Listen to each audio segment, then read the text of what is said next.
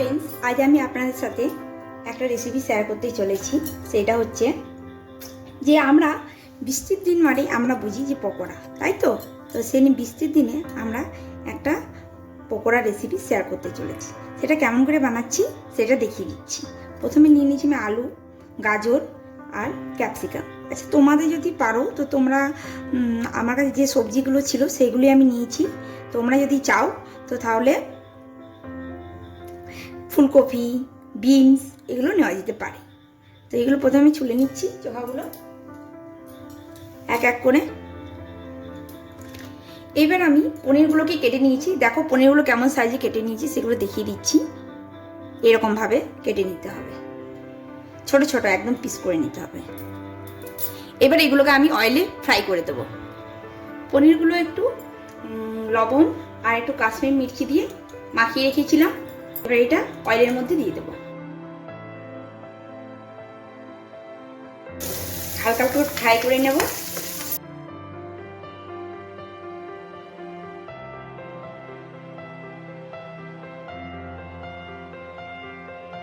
লাল লাল করে একটু ভেজে নিয়েছি।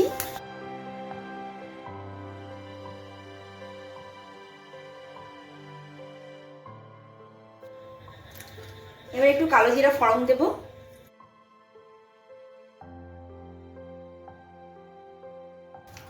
শুকনো লঙ্কা ফোড়ন দিলাম।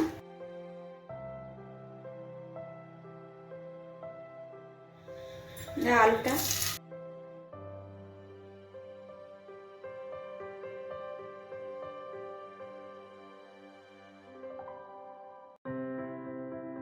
পরিমাণ মতন একটু লবণ,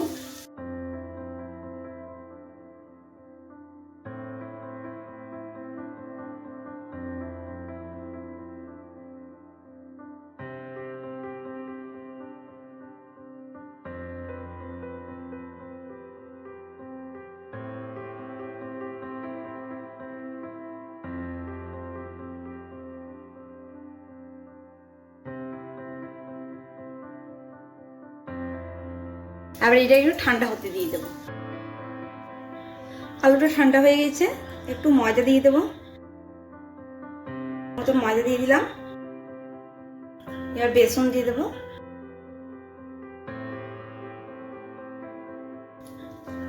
এবার এটাকে মাখিয়ে নেব। হাতে একটু অয়েল মাখিয়ে নিব।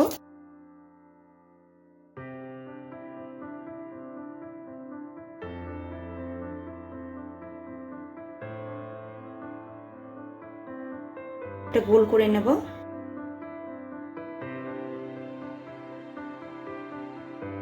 তারপরে এইরকম করে নেব।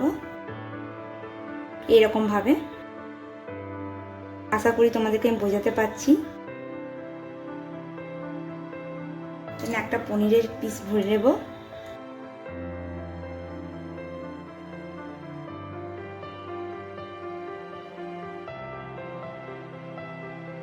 আমি গোল গোল করে নেব। এবার এখানে বিস্কুট আমি গুঁড়ো করে রেখেছিলাম, বিস্কুটের গুঁড়ো নিয়ে মাখিয়ে নেব। খুব ভালো করে বিস্কুটের গুঁড়োটা মাখিয়ে নেব।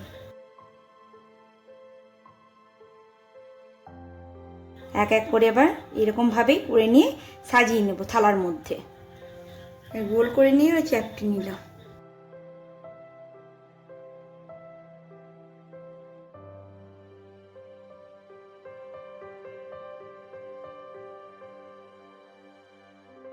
এবার বিস্কুটের গুঁড়োটা আরেকবার লাগিয়ে নেব।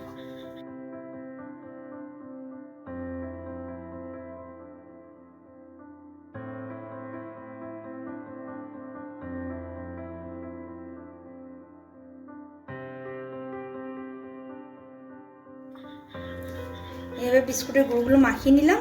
এবার এগুলো তেলে ভেজে নেব।